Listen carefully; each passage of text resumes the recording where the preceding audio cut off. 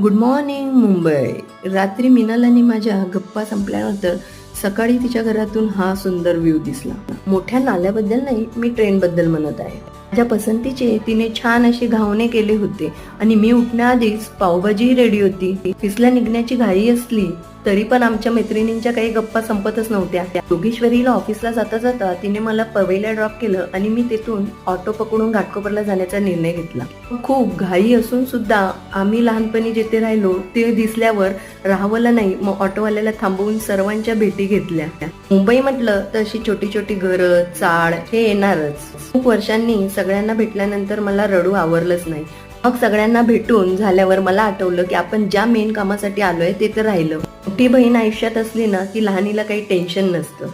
सर्व काम माझं तिनेच केलं. स्ट्रीट फूड खाण्याची मजा मुंबई शिवाय अजून कुठेच नाही. सँडविच एन्जॉय करून मग आम्ही आमचं पतपेढीतलं ही काम उरकून घेतलं.